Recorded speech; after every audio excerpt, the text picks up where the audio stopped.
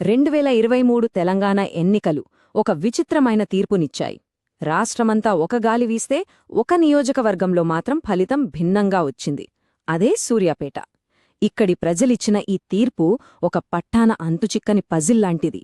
ఇది కేవలం గెలుపోటముల కథ కాదు, ఓటర్ మనసు లోతుల్లోకి మనం చేస్తున్న ఒక ప్రయాణం. పదండి, సూర్యాపేట తీర్పులోని ఈ చిక్కుముడిని విప్పుదాం. చూసారా ఈ చిత్రాన్ని? కథ మొత్తం దీంట్లోనే ఉంది. ఒకవైపు పార్టీ రాష్ట్రంలో అధికారాన్ని కోల్పోయింది, కాని ఇంకోవైపు అదే పార్టీకి చెందిన ఒక అభ్యర్థి మాత్రం ఇక్కడ గెలిచారు. ఎలా? ఇదెలా సాధ్యమైంది?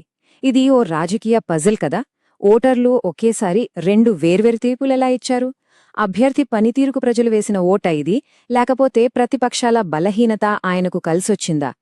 ఈ ప్రశ్నలన్నింటికీ సమాధానం దొరకాలంటే మనం నేరుగా సూర్యాపేట ప్రజల దగ్గరికే వెళ్ళాలి, వాళ్ల గూడు వినాలి.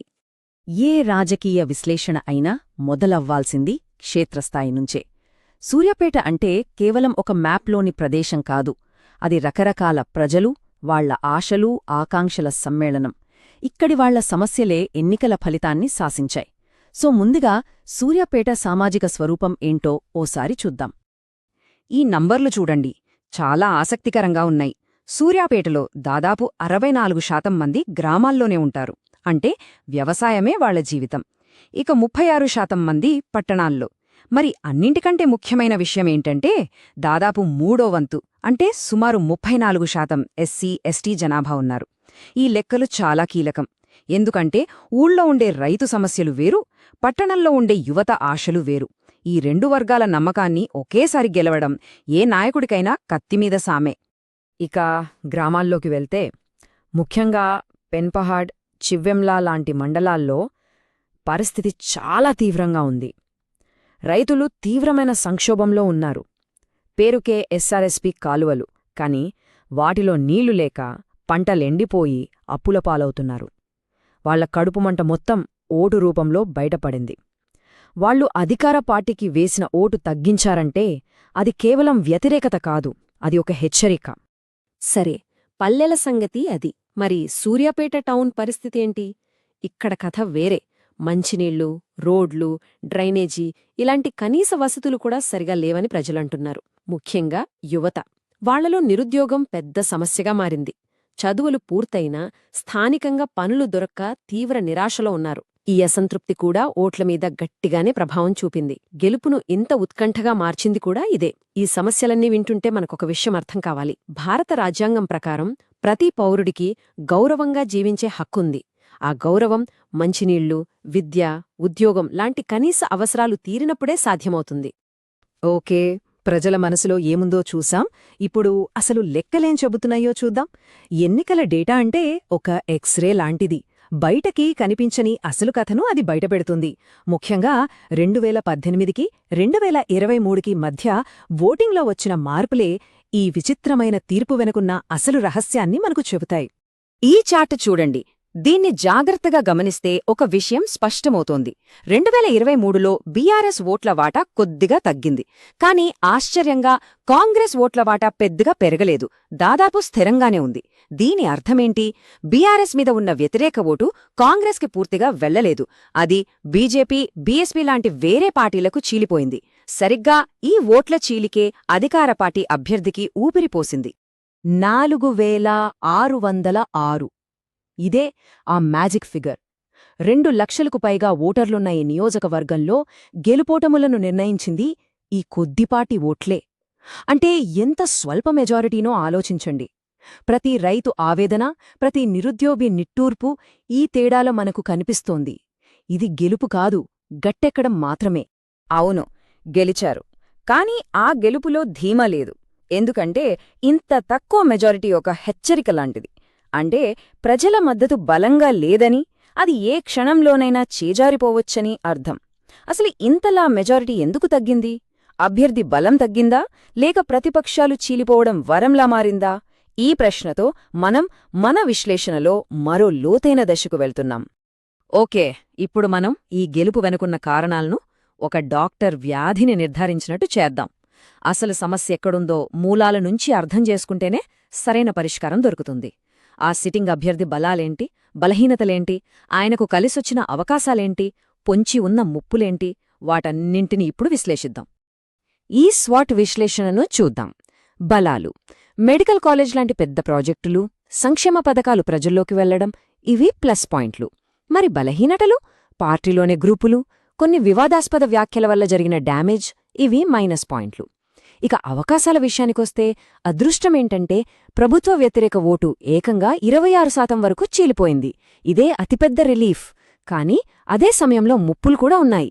దళిత, బీసీ వర్గాలు దూరమవుతున్నాయనే సంకేతాలు, చాలా తక్కువ ఓట్ల తేడాతో గెలుపు జేజారే ప్రమాదం, ఇవి ప్రమాద ఘంటికలు. సో మొత్తం మీద చూస్తే ఈ ఫలితానికి 4 ప్రధాన కారణాలు కనిపిస్తున్నాయి. 1. గతంలో చేసిన అభివృద్ధి పనులే కొంతవరకు ఆదుకున్నాయి. 2. ఇది చాలా ముఖ్యం, ప్రభుత్వ వ్యతిరేక ఓటు కాంగ్రెస్, బీజేపీ, బీఎస్పీ మధ్య చీలిపోవడం. 3. కొన్ని వివాదాల వల్ల కుల సమీకరణాలు తారుమారయ్యాయి. ఇక 4వది, నీళ్లు, ఉద్యోగాలు లాంటి స్థానిక సమస్యలు గెలుపును దాదాపుగా లాగేసుకున్నంత పనిచేశాయి. అంతిమంగా చెప్పాలంటే ఇది ప్రజలు మనస్ఫూర్తిగా ఇచ్చిన గెలుపు కాదు, ప్రతిపక్షం చీలిపోవడం వల్ల వచ్చిన ఒక అవకాశం. సరే, విశ్లేషణ పూర్తయింది, రోగనిర్ధారణ చేశాం. ఇప్పుడు చికిత్స ఏంటో చూడాలి. అంటే పరిష్కారం. కేవలం సమస్యలు చెప్పి వదిలేయడం కాదు, వాటిని ఎలా పరిష్కరించాలో ఒక స్పష్టమైన రోడ్ మ్యాప్ ఉండాలి. ఓటర్లు పంపిన ఈ హెచ్చరికను అర్థం చేసుకుని వాళ్ల అవసరాలు తీర్చడానికి ఏ నాయకుడైనా ఎలాంటి బ్లూ ప్రింట్ ఫాలో అవ్వాలో ఇప్పుడు చూద్దాం. ప్రజలతో మళ్లీ కనెక్ట్ అవ్వాలంటే ఒక పక్కా ప్రణాళిక కావాలి. చూడండి, ఫస్ట్ యువత. వాళ్ల నిరుద్యోగ సమస్యపై మాట్లాడేందుకు కాకతీయ యువ సభలు పెట్టాలి. సెకండ్, మహిళలు. వాళ్ల సమస్యలేంటో నేరుగా తెలుసుకోవడానికి ఇంటింటికి వెళ్లడానికి స్వయం సహాయక బృందాలను వాడాలి. థర్డ్, ఎస్సీ, ఎస్టీ, బీసీ వర్గాలు. వాళ్ల నమ్మకాన్ని మళ్లీ గెలవాలంటే సంక్షేమ పథకాలు 100% వాళ్లకే అందేలా చూడాలి, వాళ్లతో సమావేశాలు పెట్టాలి. ఫైనల్గా రైతులు. వాళ్ల సాగునీటి కష్టాలు తీర్చడానికి ప్రతి మండలంలో రైతు సభలు పెట్టి అక్కడికక్కడే యాక్షన్ ప్లాన్ రెడీ చేయాలి. ఇక కేవలం మాటలు కాదు, చేతలు కావాలి. ప్రజలు ఎక్కువగా బాధపడుతున్న 3 కీలకమైన సమస్యలపై వెంటనే ఫోకస్ చేయాలి. నంబర్ 1, ఎస్ఆర్ఎస్పీ కాలువ మరమ్మతుల కోసం వెంటనే ఒక ప్రత్యేక నిధి ఏర్పాటు చేయాలి. రైతుల కష్టం తీర్చాలి. నంబర్ 2, సూర్యాపేట టౌన్లో మంచినీటి సరఫరా మెరుగుపరచాలి, కొత్త ఆస్పత్రికి అదనపు వింగ్ కట్టాలి. నంబర్ 3, దళిత, బీసీ సంక్షేమ పథకాలు టైంకి అందేలా చూసేందుకు ఒక ప్రత్యేక అభివృద్ధి సెల్ ఆఫీస్ పెట్టాలి. ఈ పనులన్నీ కేవలం హామీలు కాదు, ఇది ఒక బాధ్యత. పాలనలో జవాబుదారీతనం ఉంటేనే ప్రజల నమ్మకం నిలబడుతుంది. సో ఫైనల్గా మనం ఏమర్థం చేసుకోవాలి? సూర్యాపేట ఎన్నికల ఫలితం కేవలం ఒక అభ్యర్థి గెలుపు కాదు, అది ప్రజాస్వామ్యంలో ఓటరు తీర్పు ఎంత శక్తివంతమైనదో, కొన్నిసార్లు ఎంత సంక్లిష్టంగా ఉంటుందో చెప్పే ఒక గొప్ప పాఠం. ప్రతి తీర్పులో ఒక సందేశం ఉంటుంది, ఆ సందేశాన్ని చదవగలిగినవాడే అసలైన నాయకుడు. ఈ ఒక్క వాక్యం చూడండి, మొత్తం కథ దీని చుట్టూనే తిరుగుతుంది. అధికార పార్టీ మీద వ్యతిరేకత అయితే ఉంది, కాని ఆ వ్యతిరేకత ఓటుగా మారి ఒకే చోటికి చేరలేదు, అది ముక్కలైపోయింది. అలా చీలిపోవడం వల్లే సిట్టింగ్ అభ్యర్థి త్రుటిలో బయటపడ్డారు. ఇది గెలిచిన వాళ్లకు ఒక వార్నింగు, ఓడిన వాళ్లకు ఐక్యత ఎంత ముఖ్యమో చెప్పే ఒక గుణపాఠం. అయితే సూర్యాపేట తీర్పును మనం ఎలా చూడాలి? ఇది గతం చేసిన పనులకు ప్రజలు ఇచ్చిన బహుమతా? కాదు, ఇది భవిష్యత్తు కోసం ప్రజలు నాయకుడితో చేసుకున్న ఒక్క షరతులతో కూడిన ఒప్పందం. వాళ్ల సమస్యలు తీరుస్తేనే ఈ ఒప్పందం నడుస్తుంది, లేదంటే వచ్చేసారి తీర్పు వేరేదా ఉంటుంది. ఒక్కసారి ఆలోచించండి, ప్రజాస్వామ్యంలో ప్రతి గెలుపు ఇలాంటి ఒక షరతులతో కూడిన ఒప్పందమే కదా. మీరు కూడా ప్రజల పక్షాన నిలిచే నాయకులుగా ఎదగాలనుకుంటే, మీ నియోజకవర్గాన్ని అభివృద్ధి పథంలో నడపాలనుకుంటే blueprintstrategies.ai ని సంప్రదించండి. మా ఈమెయిల్ ఐడి mgr@blueprintstrategies.ai లేదా 08042041602 నంబర్కి కాల్ చేయండి. మా లక్ష్యం రాజకీయాలకతీతమైన ప్రయోజనం.